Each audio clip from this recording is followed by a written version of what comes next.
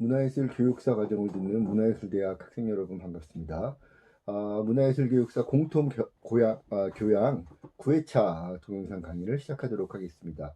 우리가 지난 동영상 강의까지 첫 번째 교재 문화예술 교육사 과정의 이해를 통해서 우리나라에서 문화예술 교육에 접근하는 여러 가지 관점이라든가 개념들에 대해서 살펴봤었습니다.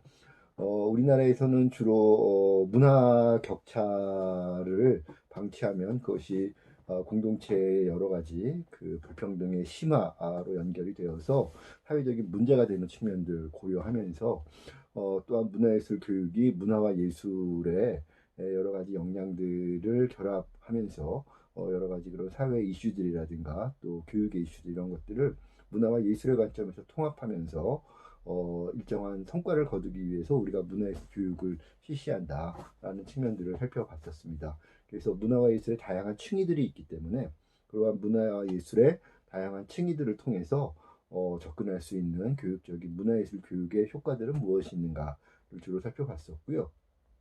오늘은 이제 두 번째 교재 문화예술 교육은 왜 중요한가라고 하는 두 번째 교재를 중심으로 영국에서 이야기하고 있는 문화예술 교육 정책의 배경과 그 중요한 의미들을 이제 살펴볼 수 있도록 하겠습니다.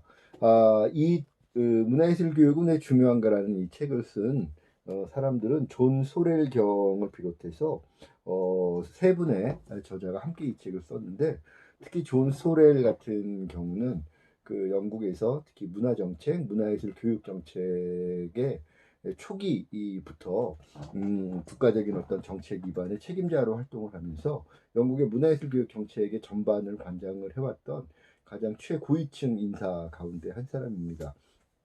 그래서 이 귀족 자귀를 받았을 정도로 굉장히 영국에서는 중요한 이 전문가로 인정을 받고 있는 사람인데요. 우리가 영국의 문화예술 교육 정책을 살펴보는 이유들은 몇 가지가 있습니다. 하나는 영국이 그 유럽에서 문화정책, 문화예술 교육정책, 예술정책 이러한 예술과 문화를 국가정책화 시키는 데 있어서 가장 앞선 그런 연구와 정책과의 성과들을 가지고 있는 나라고 따라서 그에 관련된 여러 이론적인 학술적인 토대들을 일찍이 구축했던 나라 가운데 하나이기 때문이죠. 그래서 물론 이제 영국 말고도 뭐 프랑스라든가 이태리라든가 유럽의 문화예술을 선도하는 국가들이 많이 있습니다만 그러한 나라들이 문화유산이라든가 혹은 예술의 어떤 그 창작 역량 측면에서는 좀 더 앞서갈지 모르겠는데 그러한 문화와 예술이라고 하는 영역을 국가 정책화시키고 또 그런 것들을 실제 이론화시키고 학술적으로 이렇게 성과를 낸 나라는 영국이다. 영국에서 정책적인 그런 관심을 최초로 기울인 나라 가운데 하나이기 때문에 그런 측면에서 우리가 영국의 문화 정책, 영국의 예술 정책, 문화예술 교육 정책 이런 측면들을 살펴봐야 되는 이유들이 되는 거죠. 그래서 아마 우리나라에서도 문화 정책이라든가 예술 정책 혹은 문화 경영, 예술 경영 이런 영역에 대해서 연구하는 많은 학자들이 지금도 영국을 유학을 떠날 때 영국을 가장 중요한 국가로 염두에 두고 많은 그 연구자들이 영국으로 유학을 떠나고 있기도 합니다. 그래서 그럴 정도로 영국은 이러한 문화정책, 예술정책, 문화예술 교육정책에 있어서는 자신들이 선도국가다라는 그런 자부심들을 갖고 있는데요. 이 책을 읽어보면 여러분들이 그런 그 영국의 예술정책, 문화정책, 문화예술 교육정책에 대해서 엄청난 자부심을 갖고 이 책을 쓰고 있다라는 느낌을 아마 여러분들이 받을 수 있을 정도로 영국에 대한 이런 그 흔히 이제 우리 요즘 유행하는 그 말로 국뽕이라 그러죠. 영국 버전의 국뽕의 느낌들을 아마 그 적지 않이 느낄 수 있을 것 같은데요. 약간 그런 부분들이 책을 읽다 보면 거슬리게 다가오는 부분들도 없지는 않습니다. 그런데 이제 아까 말씀드렸던 것처럼 영국이라는 나라가 문화정책이라든가 예술정책, 문화예술 교육정책에 있어서는 세계적인 선도국가로서의 자기 자부심을 갖고 있기 때문에 그러한 부분들이 자연스럽게 영국 버전의 국뽕으로 좀 나타나고 있다. 이런 부분들을 우리가 감안해서 읽으면 뭐 이렇게 좀 정서적으로 지나치게 자기 자랑하는 것 같은 그런 부분들에 대한 거부감만 살짝 드러내고 이 책이 주장하고자 하는 바에 대해서 그런 핵심들만 우리가 접근을 해보면 대단히 많은 시사점들을 이 책을 통해서 얻을 수 있다는 생각이 듭니다. 자, 이 책에서 강조하고 있는 부분은 예술 정책, 문화 정책, 문화 예술 교육 정책에 있어서 가장 중요하게 생각하는 개념은 크리에이티비티, 창의성이라는 개념을 이 책에서는 가장 중요한 문화예술 교육에 접근해야 되는, 문화예술 교육에 국가가 정책적으로 투자해야 되는 그런 이유로 들고 있는 것이죠.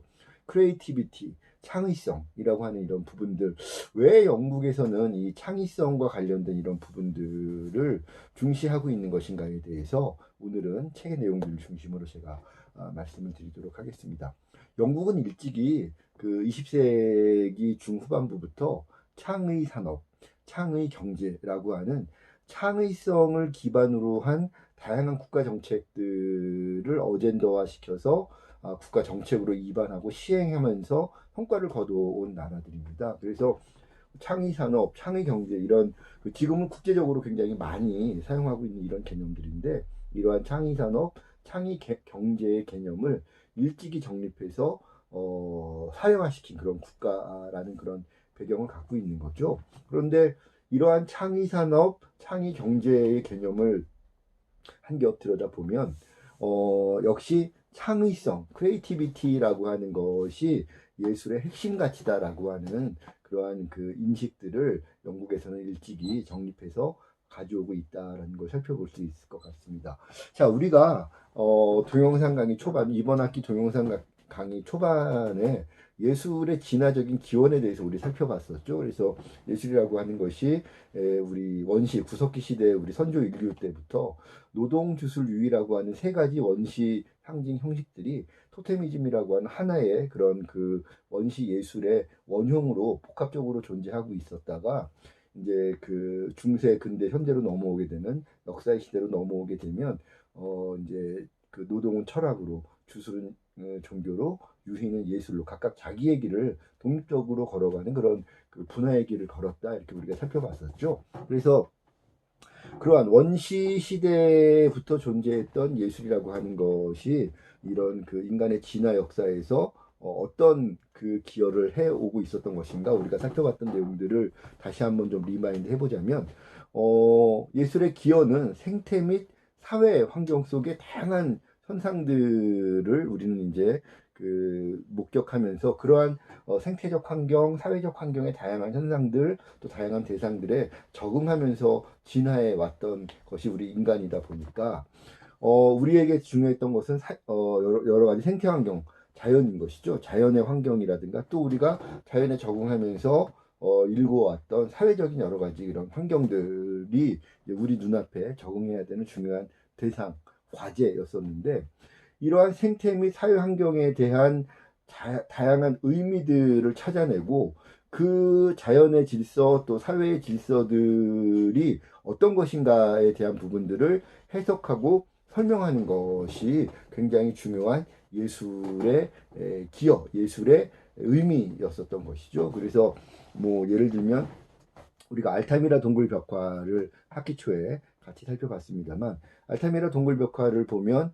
사냥을 위한 여러 가지 그런 지식, 정보들에 대해서 사냥의 대상이 되는 동물들을 해석하고 분석하고 그걸 어떻게 우리가 사냥이라는 그런 행위 속에서 어떻게 그 대상을 이해하고 활용할 것인가 그리고 그러한 지식과 정보를 나 혼자 알고 있는 것이 아니라 우리 그 공동체가 같이 공유하고 그러한 정보들을 다음 세대로 전승하기 위해서 알타미라 동굴 벽화 등 많은 그런 구석시대 벽화들이 그러한 그 지식과 정보를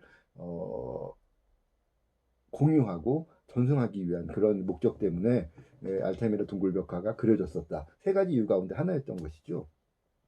그런데 그러한 것과 마찬가지로 이 세상을 이해하고 자연의 현상들이라든가 사회의 어떤 여러 가지 현상들을 어떻게 이해해야 될 것인가 그러한 현상들이 인간에게 주는 긍정적인 기여가 있고 부정적인 기여가 있었을 텐데 긍정적인 부분은 어떤 것이고 부정적인 부분은 어떤 것일까 그런 것들을 이제 해석을 하고 이해하는 과정이 필요하고 그러한 긍정적인 면과 부정적인 면이 있었다면 그런 것들에 대해서 의미를 부여해야만 우리 삶에 이러이러한 의미가 있으니 이걸 우리가 특별하게 받아들이자라고 하는 과학적인 수용과 활용이 가능했었다라는 것이죠. 그런 의미의 부여, 설명, 해석 이런 부분들이 바로 원시 시대부터 예술이 인간들의 진화적인 역사 과정을 통해서 일관되게 인간들에게 제공을 해줬던 혜택이다라고 볼 수 있는 것이죠. 알타미라 동굴 벽화뿐만 아니라 신화 속에 등장을 하는 여러 가지 신화의 세계들 그리고 그 세계 안에서 활약하는 영웅들의 이야기를 살펴봐도 역시 마찬가지인 것이죠. 예를 들면 뭐 우리나라 같은 경우는 단군 신화를 공유하고 있는 그런 민족이잖아요. 단군 신화의 개념을 보면 곰이 100일 동안 마늘과 쑥을 먹고 동굴 속에서 버텨서 그것을 기특하게 여긴 하늘님이 인간으로 만들어주고 인간 여성으로 만들어주고 하늘님의 서자인 그런 그 환웅과 결혼을 하게 해주고 그 사이에서 태어난 아들이 단군이어서 단군에게 저기 이 땅 한 덩이를 내어주면서 저기에 가서 저곳에 사는 인간들을 다스리면서 살아라. 그것이 이제 우리 민족들의 삶의 터전이었던 만주, 한만두 이렇게 되는 것이죠. 그래서 비, 구름, 바람을 상징하는 우사, 운사, 풍사 세 사람의 신화를 거느리고 이 고조선 땅에 내려와서 단군 왕검의 나라 고조선을 세워서 이렇게 좋은 임금으로 살게 되었다. 이런 우리 단군 왕검의 단군 신화를 우리는 공유하고 있는데 그 신화를 보면 그 시대에 우리 선조들이 자연을 이해하고 자연을 활용하는 방식들 비, 구름, 바람을 거느렸다는 얘기는 농사짓는 부족으로서의 삶을 살기 시작했다라는 것이잖아요. 근데 농사에서 중요한 건 뭡니까? 비와 구름과 바람이죠. 제일 중요한 게 이 비, 구름, 바람인데 비와 구름과 바람이 중요하다라고 하는 것 그것을 통제할 수 있는 능력을 갖고 있는 우수하고 정말 이렇게 위대한 지도자가 단군이라고 하는 것 이런 것들이 자연환경을 이해하고 자연환경의 의미를 부여해서 자연환경의 여러 가지 현상들 가운데 비, 구름, 바람에게 중요한 의미를 부여하고 그 중요한 의미를 통해서 농사를 지어서 행복하게 살 수 있게 하는 사회적인 어떤 관계를 형성하게 해주고 그런 질서들을 우리가 중요하게 생각하고 받아들이고 그런 것들을 중심으로 우리가 결속해야 되는 것이 우리 한민족이야 라고 하는 그러한 해석과 의미 부여를 해주고 있는 것이 단군 신화라고 하는 그런 신화 속 세계 그 세계 안에서의 영웅이라고 할 수 있는 웅녀 단군 이런 그 영웅들인 것이죠. 그래서 그런 것들이 바로 이제 예술이 갖는 중요한 그 의미인데 이러한 예술의 기여, 남다른 해석 또 남다른 의미 부여라고 하는 이러한 그 예술의 기여는 바탕에 창의적인 사고가 뒷받침되지 않는다면 이러한 예술 특유의 남다른 해석, 남다른 의미 부여라고 하는 이런 그 기능들을 제대로 하지 못했을 것이다라는 것이죠. 그래서 이런 그 예술의 진화적인 기여라고 할 수 있는 그런 남다른 해석, 의미 부여라고 하는 이런 그 정신 활동에는 창의력이라고 하는 것, 창의성이라고 하는 것이 가장 중요한 핵심 개념이 되는 것이고 좋은 예술이냐 아니냐를 판가름할 때에도 역시 이러한 창의성이 가장 중요한 판단의 기준이 된다, 평가의 기준이 된다라고 하는 것이죠. 그래서 창의력, 창의성이라고 하는 이런 개념이 예술의 핵심 가치이다라고 우리가 볼 수 있다라는 것입니다. 그런데 이러한 예술의 창의성은 상상력을 토대로 발현이 되는 것이죠.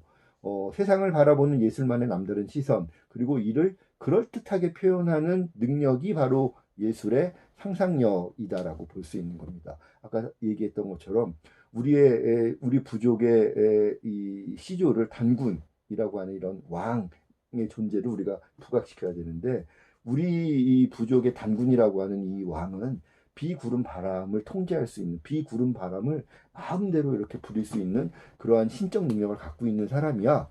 그럴듯하게 표현이 되는 거죠. 그 시대가 요구하는 단군한 고조선 시대의 가장 중요한 생산의 방식인 중요한 생산 산업인 농업이다라고 하는 것에 있어서 우리 왕이 뭔가 백성들에게 역할을 할 수 있는 사람이야. 어떤 역할? 비, 구름, 바람이라고 하는 농사의 가장 중요한 그런 요소들을 통제할 수 있는 능력을 갖고 있는 그렇기 때문에 우리가 왕으로 떠받드는데 한치도 우리가 의심해서는 안 되는 그런 존재인 것이야 라고 하는 이런 그 믿음을 스토리텔링을 통해서 그럴듯하게 지금 표현하고 있는 거잖아요.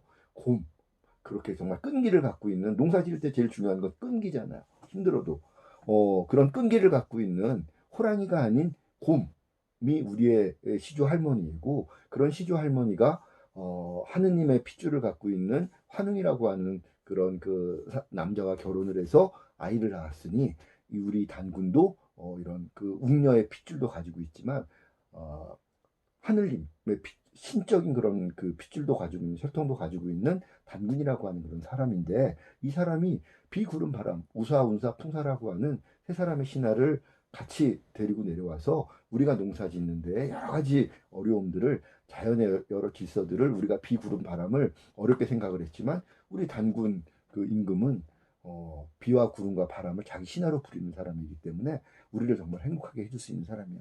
얼마나 그럴듯하게 표현하고, 이러한 그럴듯한 스토리텔링이 한민족이다라고 하는, 고조선 한민족이라고 하는 이러한 그 큰 그 공동체를 강력하게 결속하고 있는 것이죠. 그리고 그러한 결속력은 5천 년의 시간이 흐른 지금도 여전히 대한민국 사람들을 한민족이라고 하는 하나의 민족으로 묶어낼 수 있는 그러한 그 원동력이 되고 있는 것이니까, 이러한 그럴듯하게 표현하는 능력, 이 상상력, 이런 것들이 바로 예술의 창의성을 구현하는 가장 튼튼한 토대가 되어 준다라는 것이죠. 그래서 우리가 신화를 통해서 보거나 혹은 알타미라 동굴벽화 같은 이런 원시 예술을 통해서도 우리가 느낄 수 있는 것은, 예술가들의 상상력이 세상에 의미를 부여하고 설명하였던 것이 예술이다라고 볼 수 있는 것이죠.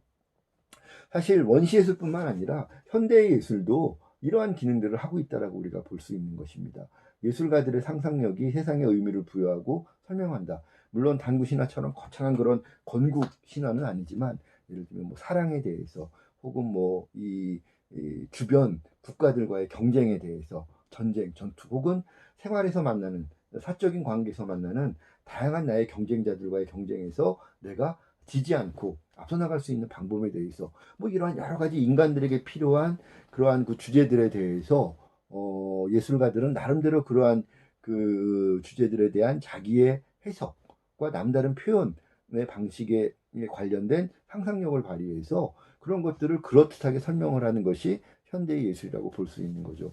뭐 사실 그 적응적인 여러 문제들이 있습니다만, 그 중에서 가장 그 고대부터 현대에 이르기까지 인간들이 여전히 풀지 못하고 있는 숙제 가운데 하나가 사랑, 애정에 관한 문제 아니겠습니까?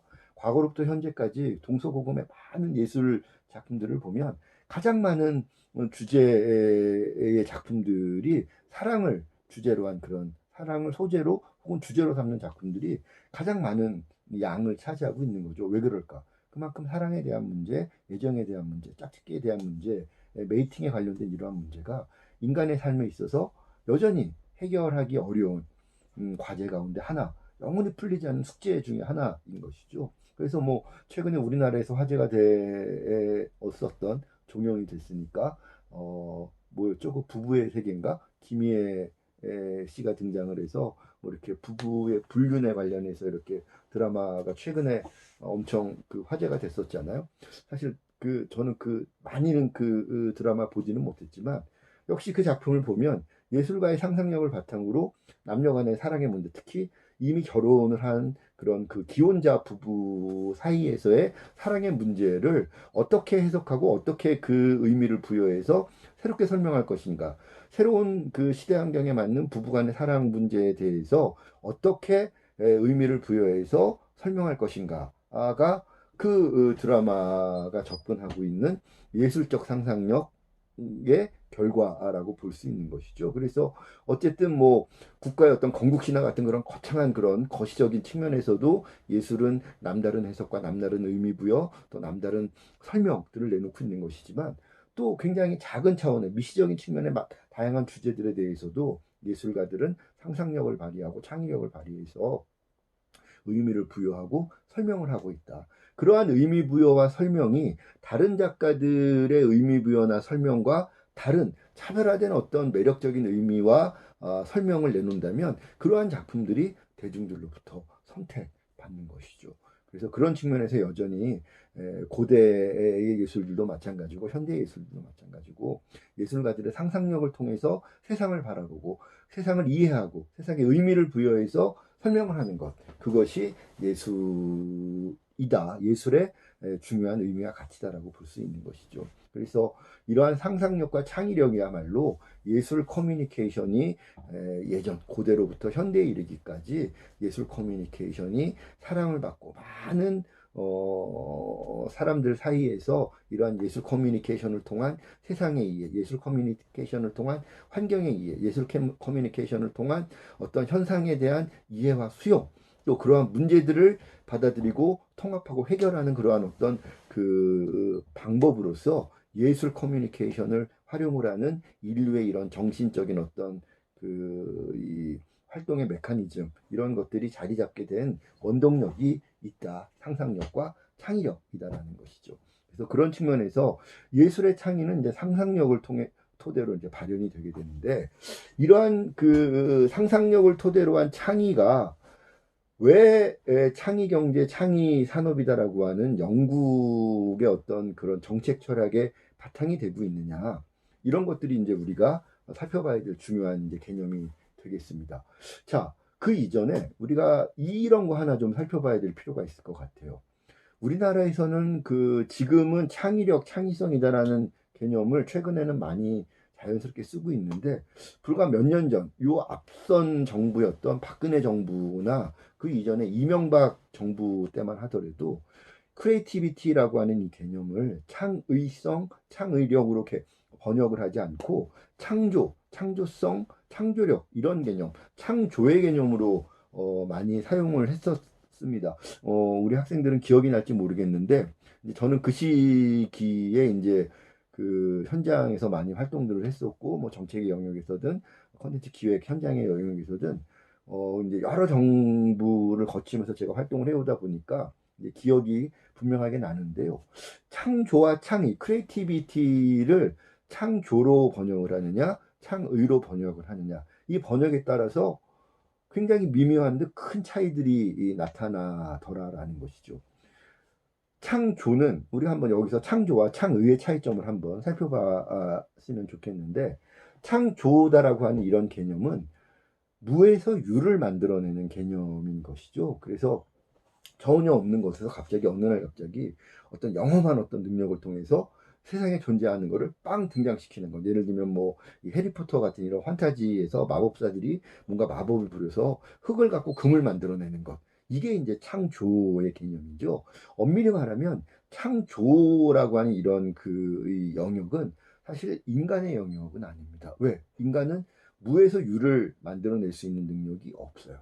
그죠? 세상에 존재하고 있는 많은 것들을 활용을 해서 의미를 부여하거나 혹은 그런 것들을 조합을 해서 우리에게 필요한 의미나 가치들을 새롭게 조합해내는 능력을 인간들은 가지고 있을 뿐이지, 인간이 무에서 유를 만들어낼 수는 없습니다. 예를 들면 인간이 뭔가 음식을 만들어내는 것도 자연에 존재하고 있는 여러 재료들을 통해서 그것을 불을 이용해서 조리를 하고 뭔가 향신료를 첨가를 해서 인간에게 더 맛있고 영양분이 많은 음식으로 새롭게 만들어내는, 새롭게 리크리에이티브하는 그런 과정에서 인간의 능력들, 역량들이 발휘되는 것이지, 아무 재료도 없는데 어떤 마법 같은 그런 능력을 가지고 여기서 뭐 갑자기 스테이크를 만들어내, 짠 스테이크가 나오고, 여기서 뭐 불고기를 만들겠어, 짠 불고기가 나오고, 그런 능력은 인간에게는 없다라는 것이죠. 그래서 이러한 창조의 영역은 엄밀히 말하면 신의 영역인 것이죠. 혹은 신화의 영역이거나 아니면 뭐 판타지의 영역이다라고 우리가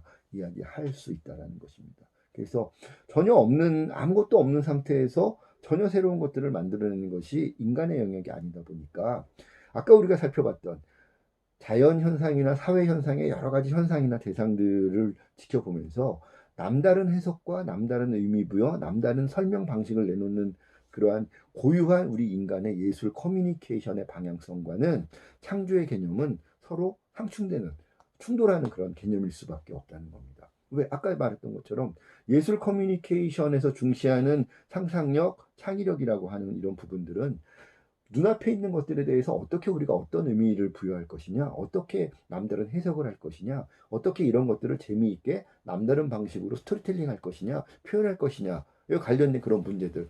존재하는 것들에 대해서 새로운 의미를 부여한다라는 개념에서 예술의 상상력, 예술의 창의성이 발현되고, 그러한 예술의 고유한 상상력을 바탕으로 사람들과 즐거운 그런 소통을 하는 것이 예술 커뮤니케이션의 방향성인데, 전혀 없는 것들을 갑자기 어느 날 갑자기 뜩 등장시키고 만들어낼 수 있는 능력이라고 하는 것은 근본적으로 예술 커뮤니케이션의 해석, 의미 부여, 설명 방식이다라고 하는 이런 예술 커뮤니케이션의 방향성과는 충돌할 수밖에 없는 것이죠. 그러다 보니까 이런 창조라고 하는 이런 개념들은 예술 커뮤니케이션의 예술 커뮤니케이션이 추구하는 방향성과 달리 눈에 뭔가 크게 보이는 어떤 것을 건설하고자 하는 편향성을 나타내는 그런 개념으로 좀 이렇게 좀 안 좋게 활용되는 그런 편향성들을 종종 보였던 것 같습니다. 예를 들어 우리나라에서도 창조의 개념으로 문화예술 정책을 막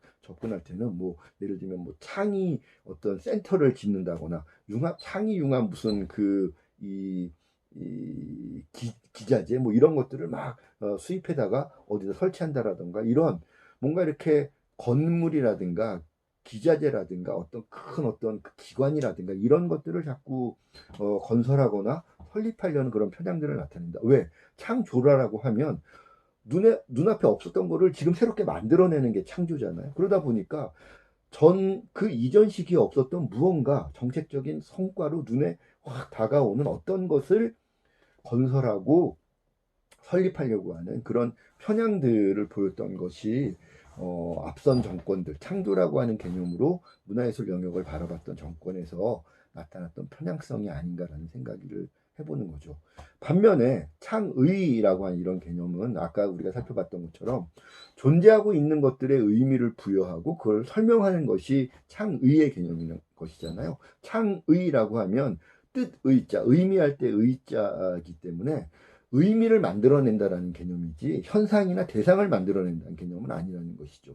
창조, 만들 조자를 쓰는 거기 때문에 창조는 무언가를 만들어내야 되는 개념이니까 새로운 대상, 새로운 현상들이 만들어지는 것이다라는 쪽으로 창조가 접근을 하는 개념이라면 창의는 그런 것이 아니라 존재하고 있는 것들의 의미를 부여하고 설명하는 것이다. 조금 더 현대적으로 나가자면 존재하는 것들의 의미를 서로 다른 의미를 갖고 있는 것들을 조합을 해서 새로운 의미를 만들어내는 것까지가 이제 현대적인 의미의 창의성이 향하는 그런 그 방향이겠죠. 어쨌든 창의는 존재하고 있는 것들의 의미를 부여하고 설명을 하는 것을 핵심적인 활동, 액티비티로 삼고 있는 개념이다 보니까 여기에서 중요한 것은 다른 작가 혹은 다른 사람이 하지 않는 남다른 해석, 남다른 표현이 창의다라고 하는 이런 그 영역에서는 가장 중요한 핵심적인 역량이자 요소가 될 수 있다는 것입니다.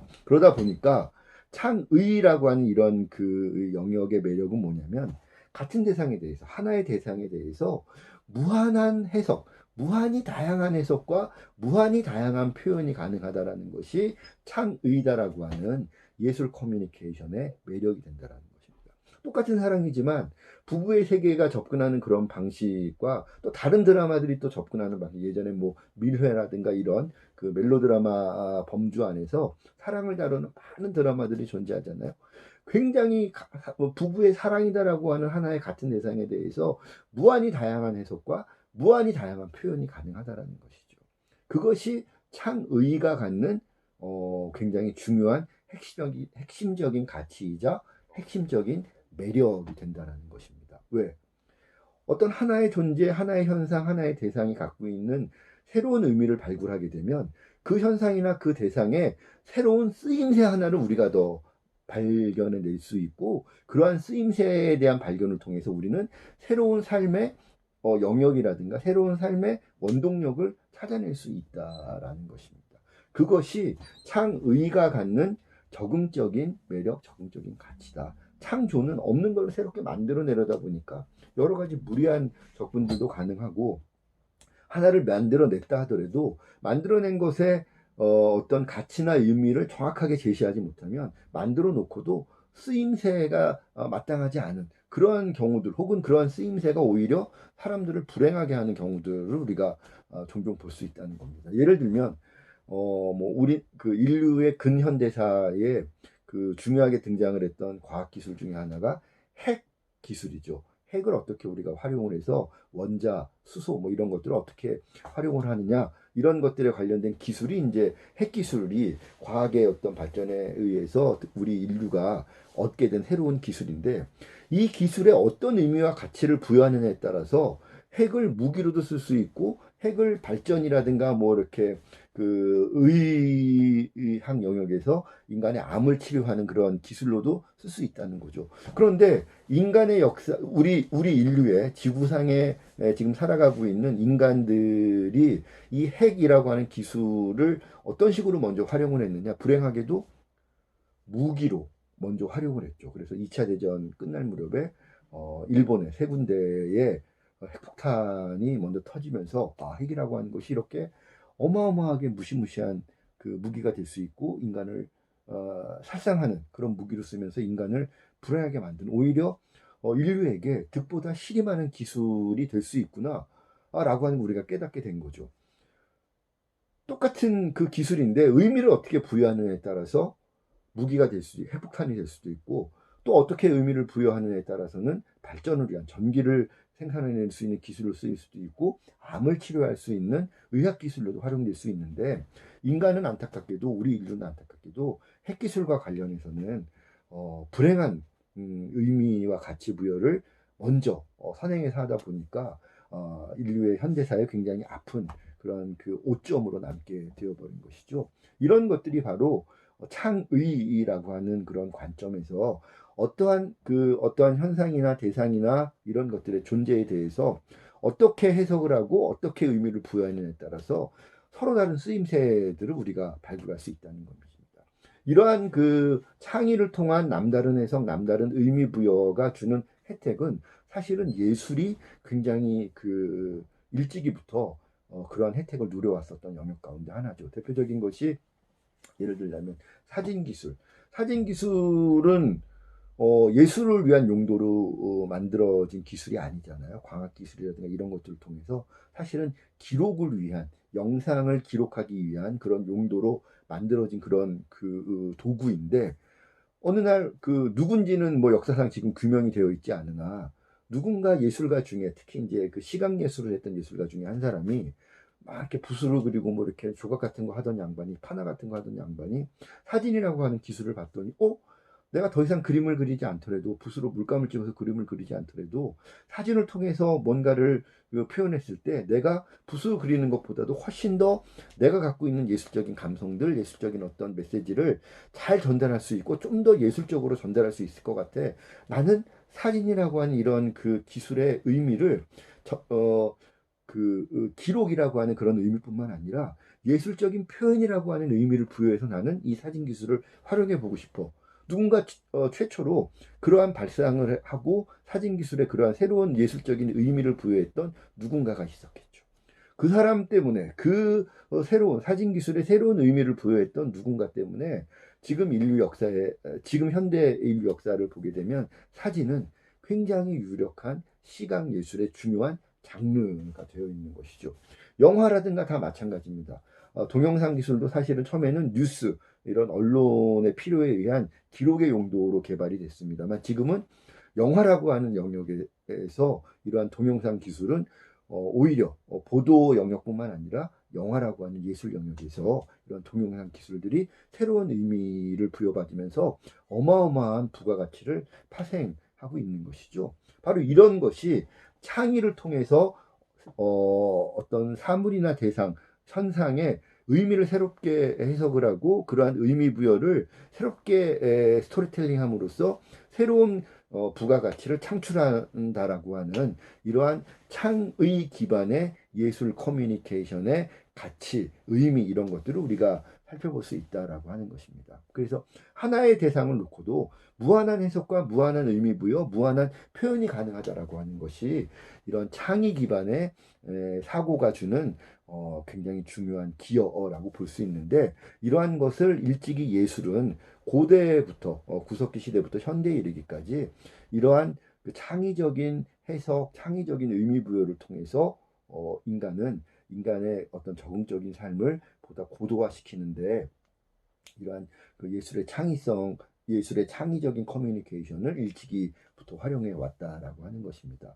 그래서 창조와 창의의 차이는 바로 거기에 있다라는 것이죠. 창조는 무에서 유를 만들어낸다라고 하는 어떻게 보면 인간의 능력 밖의 것들을 너무 이렇게 그 무모하게 바라보는 그런 관점이라면, 창의의 개념은 그런 것들이 아니라 인간으로서 눈앞에 활용할 수 있는 이러한 그 재료들에 대해서, 현상들에 대해서, 대상들에 대해서 인간의 어떤 정신적인 활동, 고도화된 정신 역량을 바탕으로 그 정신 역량이라는 것의 핵심은 상상력이겠죠.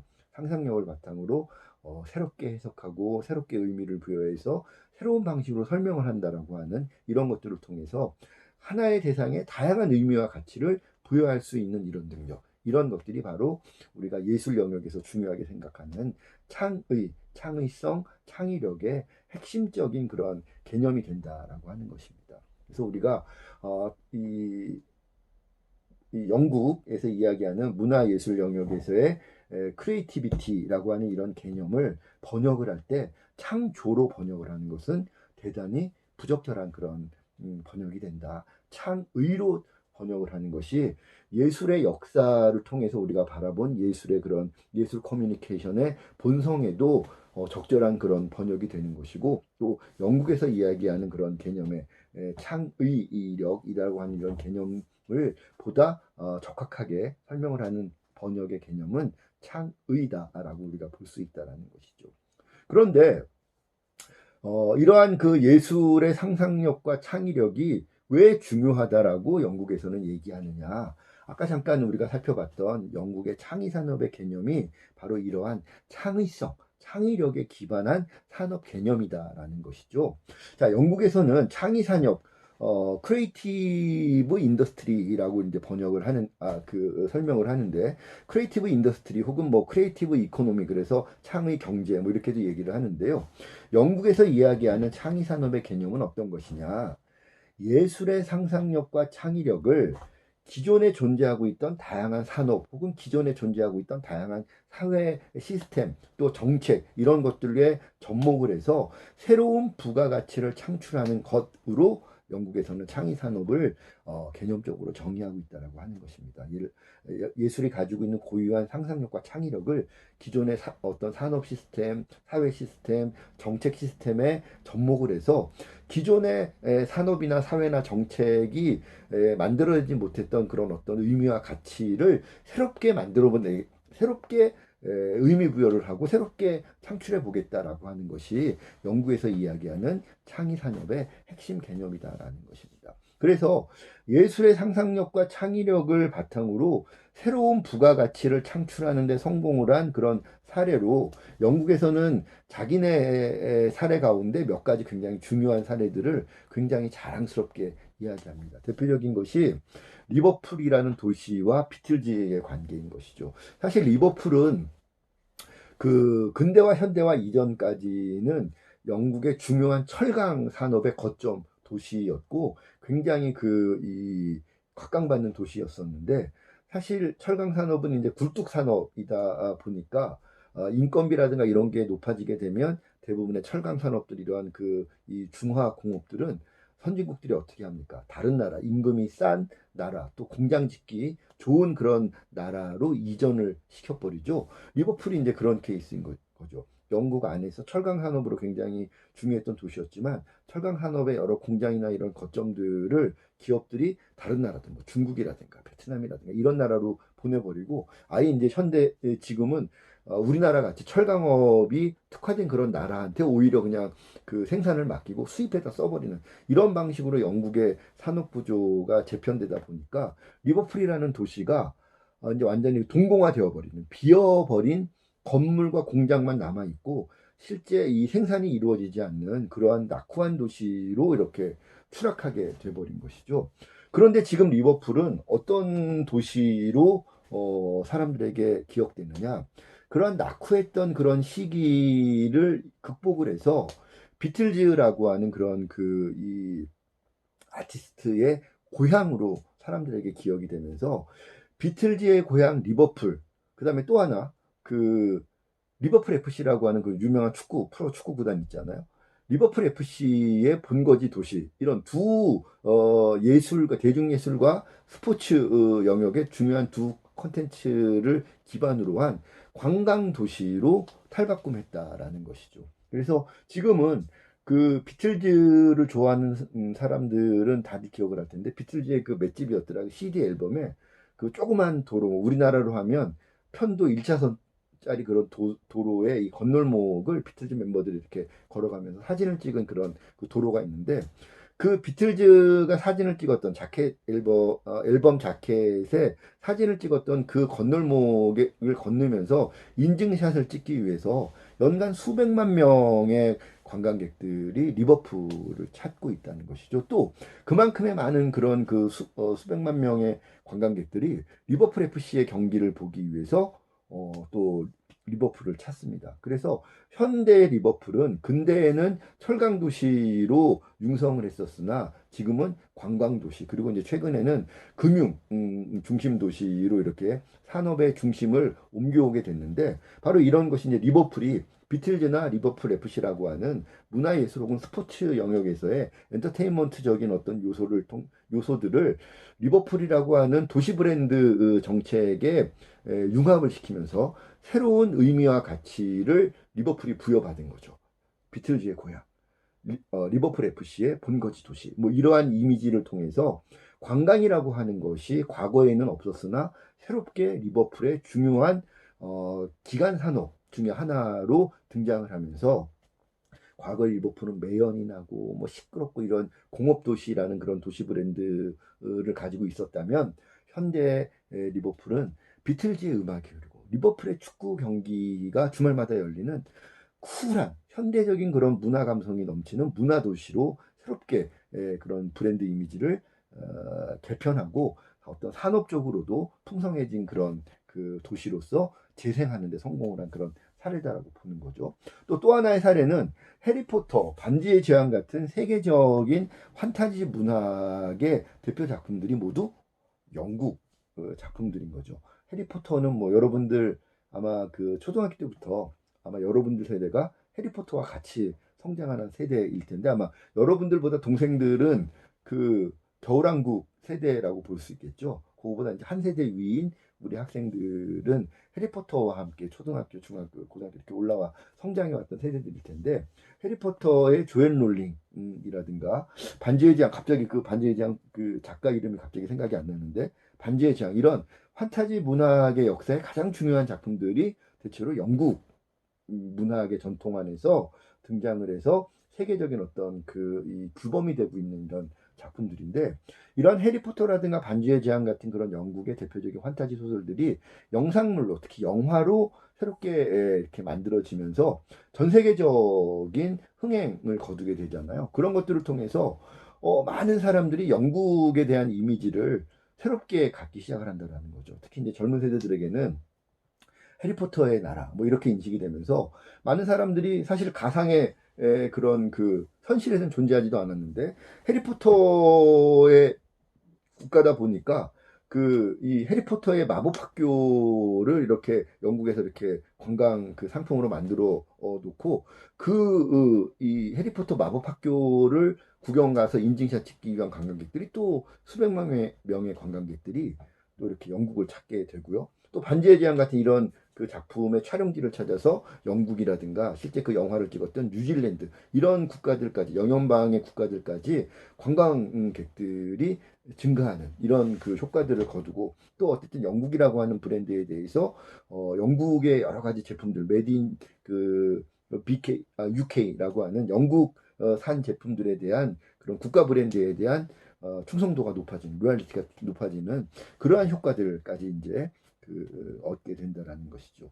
그리고 뭐 셰필드 문화산업지구라 그래서 아까 셰필드 같은 경우도 리버풀처럼 이 중화학 중심 그런 도시였는데 이제 그 도시의 산업 기반이 다른 나라로 이렇게 이전되면서 이렇게 동공화되었을 때 영국의 많은 문화예술 그런 단체들과 문화예술 작가들을 끌어들여서 빈 공장, 빈 생산 시설들을 예술가들을 위해서 또 대중 그 예술을 운영을 하는 문화예술 기업들을 위해서 그런 공간들을 제공을 해주고 작가들의 창작 또 이런 것들을 지원해주는 그런 국가기관들 입주 또 그런 것들을 산업적으로 활용하는 기업들까지 입주를 시켜서 창작부터 이런 것들의 그런 이 소비까지 유통까지 이 셰필드라는 하나의 도시 안에서 그런 것들이 다 원스톱으로 이루어지게 만드는 문화산업 지구를 셰필드 시에서 투자를 해서 육성을 합니다. 그래서 이러한 그 기존의 공장들을 다 이렇게 문화산업 지구화 시킨 것이죠. 그래서 이런 것들을 통해서 셰필드가 영국의 가장 중요한 영상 분야, 영상예술 분야의 중요한 그런 그 문화산업 기지이자 가장 높은 생산력을 갖고 있는 도시로 탈바꿈하면서 셰필드는 영국을 대표하는 예를 들면 미국의 헐리우드이 있다면 영국의 셰필드가 자리 잡게 된 것이죠. 그러면서 셰필드도 아까 리버풀과 마찬가지로 예술, 특히 영상 예술을 적극적으로 도시 브랜드로 융합을 시키면서 새로운 이런 그 도시의 부가가치를 만들어내는데 성공을 한 그런 사례로 꼽힙니다. 그래서 이런 셰필드의 문화산업지구도 문화예술을 통한 도시재생 영역에서는 굉장히 중요한 그 세계적인 이 모델, 성공 모델로 인정을 받고 있는데요. 이런 것들, 리버풀이라든가 뭐 해리포터 반지의 제왕, 뭐 셰필드 문화산업지구 이런 것들이 영국에서 얘기하는 성공적인 창의 산업의 결과물들이라고 보는 거죠. 공통점은 뭐다? 도시재생이라든가 혹은 국가 브랜드 어떤 특정 산업 이런 영역에 문화예술의 상상력이나 문화예술의 감성을 적극적으로 융합을 해서 기존에 존재했던 지역이었으나 기존의 그런 그 도시들이 가지고 있지 못했던 새로운 어떤 의미, 새로운 감성, 새로운 브랜드 이런 것들을 만들어내는데 성공을 해서 새로운 부가가치를 만들어내는데 성공을 한 그 도시들로 재탄생시키는데 성공을 한 사례들이다라고 우리가 볼 수 있다는 것입니다. 문화예술의 상상력을 기존의 도시정책에 접목을 해서 성공을 한 사례들, 기존의 국가 브랜드 정책에 접목을 해서 성공한 사례들을 영국에서는 자기 나라의 문화예술 콘텐츠들을 소재로 해서 성공시킨 그런 경험들을 가지게 되었다라고 볼 수 있는 거죠. 비틀즈, 뭐 반지의 제왕, 해리포터, 또 셰필드 문화산업지구 다 영국이 자랑을 하는 그런 대중예술의 중요한 그런 그 작품들입니다. 그래서 영국 사람들이 사랑을 하는 중요한 그 몇 가지 그 작품들이 대중예술의 작품들이 있습니다. 비틀즈, 그다음에 뭐 재작년이었나요? 우리나라에서도 그 영화 보헤미안 랩소디로 엄청난 그 반향을 일으켰던 프레드 머큐리의 퀸이다라고 하는 이런 그룹들 대표적으로 영국이 자랑을 하는 국제적인 대중음악 컨텐츠라고 볼 수 있는 것이고 해리포터 반지의 제왕 같은 그런 판타지 문학도 섹스피어 이래로 영국 문학이 가지고 있었던 오랜 그 문학의 전통에서 새롭게 싹 틔운 새로운 그런 이 현대적인 장르다라고 보는 것이죠. 그래서 이런 것들을 통해서 영국에서는 창의 산업의 개념을 탄탄하게 구축을 하고 있다는 것입니다. 그래서 영국은 이러한 창의 산업이다라고 하는 것을 중요하게 생각하는 이유가 창의 산업이다라고 하는 것이 단순히 예술 산업만 혹은 문화 산업만을 의미하는 것이 아니라 예술 산업, 문화 산업을 포함을 해서 문화와 예술이 갖고 있는 상상력, 문화와 예술이 갖고 있는 창의력을 다른 산업 분야에 적극적으로 접목시키는 것까지를 영국에서는 창의 산업의 개념으로 보고 있는데 이러한 창의 산업이야말로 다른 나라들이 아직까지 개발하고 있지 못한 새로운 산업의 영역이다. 이러한 영역을 영국이 먼저 이렇게 모델화 시켜서 치고 나가 선도하고 있기 때문에 창의 산업을 육성을 하고 창의 산업을 이 영국의 핵심 산업으로 육성을 하는 것이 영국의 국가 경쟁력을 강화시키는 가장 중요한 관건이 되는 것이다라고 영국에서는 이 생각을 하고 있는 것입니다. 그러다 보니까 일찍이부터 문화 정책, 예술 정책을 어떻게 산업 정책에 접목을 시킬 것인가라고 하는 관점에서 창의 산업의 개념을 일찍이부터 정책화시키고 학술화시키고 이론화시켜 왔고 그것의 성공 사례들을 하나하나 20세기부터 지금에 이르기까지 만들어내고 있는데 성공을 하고 있다라고 볼 수 있다라는 것이죠. 그런데 이러한 창의 산업에 있어서 가장 중요한 것은 결국은 예술이 갖고 있는 상상력, 예술이 갖고 있는 창의력인데 예술의 상상력, 예술의 창의력은 누구로부터 발현이 되는 것입니까? 사람으로부터 발현이 되는 것이죠. 창의성을 갖고 있는, 상상력을 갖고 있는 사람들이 예술과 문화의 영역뿐만 아니라 일반 산업 영역, 일반 사회 시스템 영역, 일반 정책 시스템 영역에서도 풍부하게 활동을 할 수 있을 정도로 왕성하게 활동할 수 있을 정도로 풍부한 인력들을 상상력 기반의 창의력 기반의 인력들을 확보하고 있지 못하다면 영국에서 전략적으로 얘기하고 있는 이러한 창의 산업은 근본적으로 성립하기가 어렵다라고 하는 것이죠. 여기에서부터 영국에서는 문화예술 교육을 중요하게 생각하는 그런 동기를 찾고 있는 것입니다. 무엇으로? 창의적 문화예술 교육의 개념을 정립을 해서 창의 산업이 필요로 하는 창의적 인재를 육성을 하는 교육이 바로 문화예술 교육이다라고 하는 이러한 이론적인 이 논거를 확립하는데 이르게 된다라는 것이죠.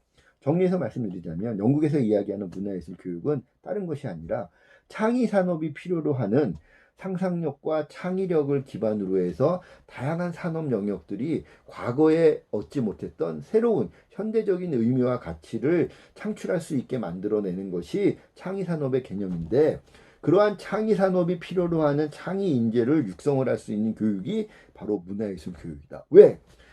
창의력이라고 하는 것의 가장 중요한 이 출처는 가장 중요한 유력한 그런 그 출처가 예술과 문화의 영역인데 문화와 예술을 창의적으로 교육해야만 다른 산업에서 필요로 하는 예술의 상상력, 예술의 창의력을 수혈받을 수 있는 것이고 그러한 것들을 문화예술의 상상력, 문화예술의 창의력을 수혈받기 위해서는 문화예술을 교육시켜야 된다. 누구에게?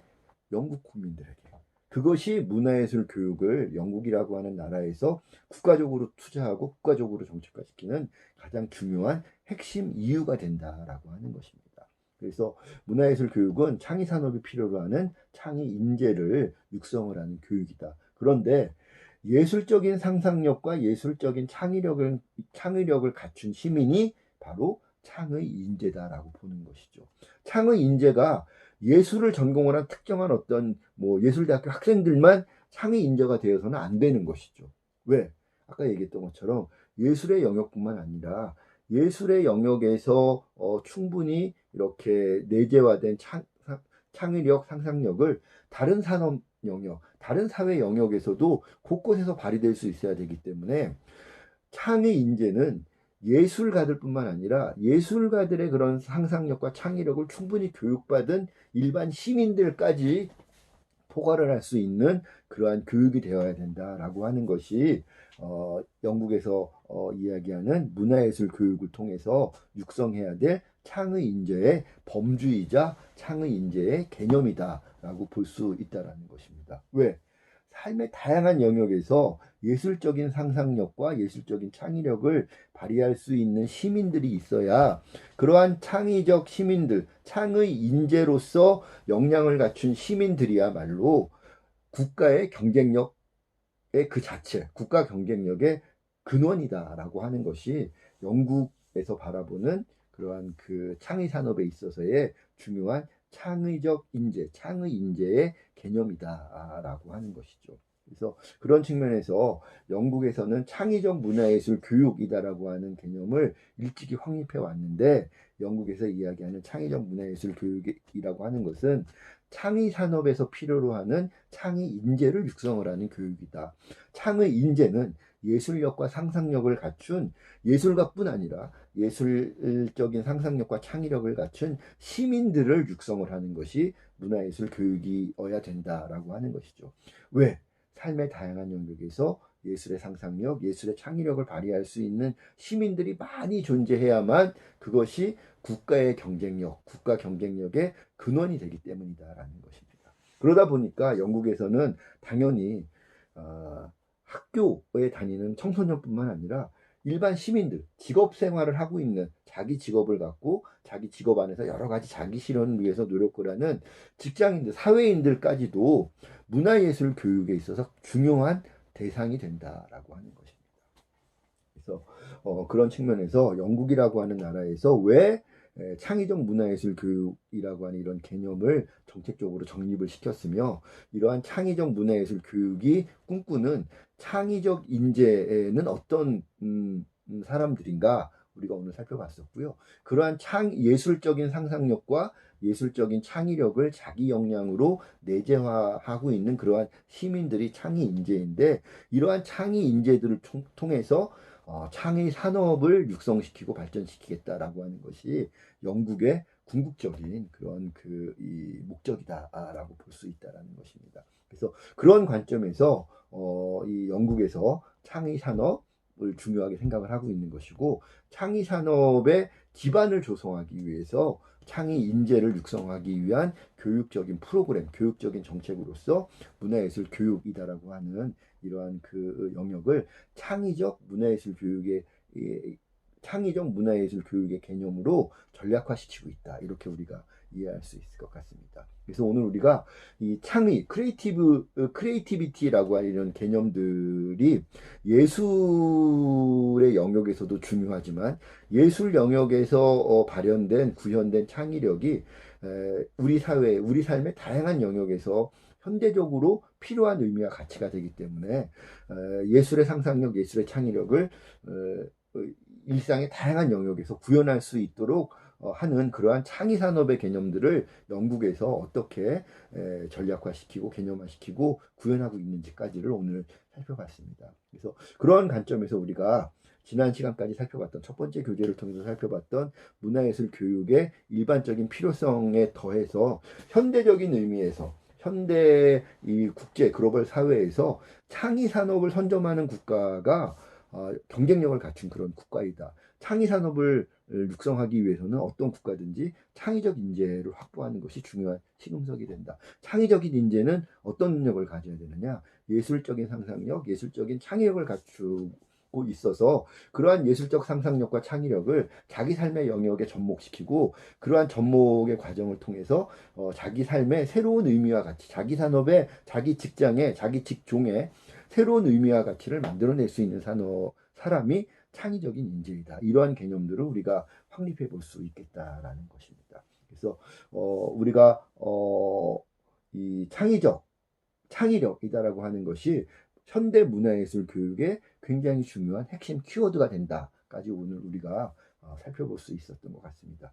이 내용들을 우리가 조금 더 깊이 있게 고민을 해보자면 첫 번째 우리가 교재를 통해서 문화정책, 예술정책을 살펴봤을 때 왜 예술이라고 하는 영역에 왜 예술가들에게 국가가 지원하고 정책적으로 투자해야 되는가에 대한 특수성에 기반한 자기 논리를 개발해야 될 필요성이 있다라는 말씀을 드렸었고 우리가 그 고민을 학기가 끝날 때까지 한번 가져가 보자라는 말씀을 드렸는데 오늘 우리가 살펴봤던 창의 산업과 관련된 예술의 상상력, 예술의 창의력 그래서 예술의 상상력과 창의력을 내재화시킨 창의 인재의 육성이다라고 하는 것이 국가 전략 차원에서 국가 경쟁력 확보 차원에서 중요한 그런 과제라면 그러면 여기에서 우리가 예술의 창의력을 많은 국민들에게 전파하기 위해서는 문화예술 교육에 또 예술 영역에 투자해야 되고 정책화시켜야 되겠구나라고 하는 새로운 우리 논리, 새로운 주장을 펼 수 있는 하나의 중요한 근거를 얻을 수 있지 않을까라는 생각을 한번 해볼 수 있을 것 같습니다. 그래서 오늘 그 부분에 대한 결론까지 또 우리가 다 내지는 않겠고요. 아직 뭐 몇 번의 동영상 강의가 남아있고 이 두 번째 교재에 남아있는 내용들이 좀 있기 때문에 우리가 좀 더 그러한 고민들은 학기 끝날 때까지 좀 더 지속적으로 해볼 수 있도록 하겠고, 오늘은 영국에서 이야기하는 창의산업, 또 영국에서 이야기하는 창의산업의 중요한 기반이 되는 상상력과 창의력, 이런 것들이 예술에서 비롯될 수 있는 것이다. 예술이라는 것이 그래서 중요하다. 그래서 예술이 갖고 있는 상상력과 창의력을 자기 역량으로 내재화할 수 있는 창의 인재를 육성하기 위해서 문화예술 교육이 필요하고, 문화예술 교육이 결국은 국가 경쟁력을 이렇게 갖추는데 굉장히 중요한 정책적인 과제가 되는 것이고, 그러한 중요한 의미를 갖고 있는 문화예술 교육이 의미 있는 역량을 갖기 위해서는 그 문화예술 교육의 출발이 되는 예술 영역에 대한 투자가 국가적으로 정책적으로 이루어져야만 한다라고 하는 그러한 어떤 중요한 논리적인 근거들, 또 이론적인 근거들, 정책적인 근거들을 영국의 사례를 통해서, 영국의 개념들을 통해서 우리가 한번 살펴볼 수 있었던 것 같습니다. 자, 그래서 오늘 그 두 번째 교재를 살펴보면서 영국의 이제 문화예술 교육 정책이 왜 창의력을 중시하고 있는지에 대한 그러한 배경들을 살펴봤고요. 그런 관점에서 창의력이다라고 하는 크리에이티비티라고 하는 이런 개념의 예술적인 의미, 현대적인 의미들 우리가 한번 오늘 살펴봤습니다. 그래서 오늘 살펴봤던 내용들을 여러분들이 한번 리마인드 해보면서 기존에 여러분들이 자기 예술을 고민할 때 주로 고민해왔던 것과 오늘 우리가 살펴봤던 예술의 상상력, 예술의 창의력이 국가 경쟁력의 기반이 된다라고 하는 이런 관점들을 한번 새롭게 같이 조화롭게 고민을 해본다면 평소에 생각해보지 않았던 새로운 측면의 어떤 의미와 가치들, 여러분들이 추구하는 자기 장르 예술이 갖고 있는 새로운 의미와 가치들을 한번 여러분들이 느껴볼 수 있지 않을까, 이런 생각이 듭니다. 국악도, 무용도, 미술도, 뭐 영상도, 연극도, 공연도, 음악도 국가 경쟁력의 기반이 될 수 있는 거죠. 그렇다면 예술에 투자해야 된다, 국가적으로. 그런 이유들을 우리가 한번 생각해 볼 수 있을 것 같습니다. 그래서 오늘은 영국이 이야기하는 창의력의 개념들 살펴봤고요. 그런 창의력을 갖춘 창의 인재를 육성을 하는 영국의 창의적 문화예술 교육의 개념에 대해서 살펴봤는데요. 이런 것들을 바탕으로 우리 책에서 이야기하는 문화예술 교육의 그런 프로그램적인 측면들에 대해서 우리가 다음 시간부터 또 동영상 강의를 통해서 하나하나 살펴볼 수 있도록 하겠습니다. 그래서 뭐 스템 교육이라든가 또 스팀 교육, 이런 것들의 차이점들, 또 기대 수준을 어떻게 갖는 것이 문화예술 교육에 있어서 중요한 것인가, 뭐 이런 것들, 그 다음에 연령별로 문화예술 교육은 어떤 접근 방법들을 취해야 되는가, 이러한 중요한 문화예술 교육을 실제로 프로그래밍하고 실행함에 있어서 이러한 창의력 개발이라고 하는 그런 목적에 가장 부합을 할 수 있는 방법론들에 대해서도 우리가 두 번째 교재를 통해서 앞으로 남은 그런 동영상 과정을 통해서 계속 살펴볼 수 있도록 하겠습니다. 자, 오늘 조금 시간이 길어졌는데요. 어쨌든 중요한 내용들을 살피다 보니까 오늘 조금 분량들이 길어졌던 것 같습니다. 긴 시간 동안 동영상 강의 들어주시느라고 문화예술 교육사 과정 듣는 우리 문화예술 대학교 학생 여러분들 고생 많으셨고요.